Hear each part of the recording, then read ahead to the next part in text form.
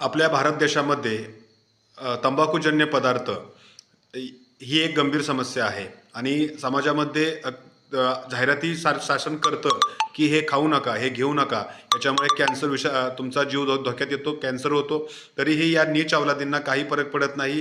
हे दारू पिणाऱ्या टोळीतली लोक असतात, हे ग्रामीण असतील, शहरी असतील, आणि अशामुळे सार्वजनिक ठिकाणाचं विद्रुपीकरण होतं.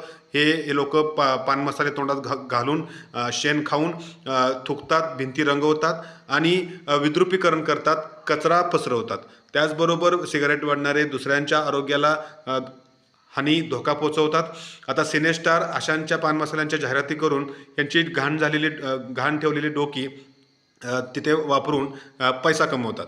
आणि हे नीच अवलादी, हे नीच लोक जे ह्यांची तोंड सडलेली आहेत आणि दुसऱ्या सार्वजनिक ठिकाणी येऊन हे इतरत्रही ती घाण पसरवतात.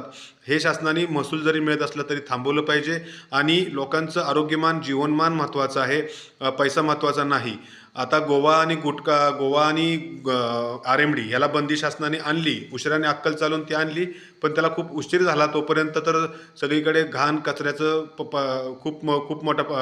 खूप मोठं साम्राज्य पसरलं होतं. आता ह्या पान मसाल्यावर तंबाखूजन्य बंदी आणून शासनाने सर्वांवर उपकार करावेत आणि लोकांचं आयुष्य सुधारावे.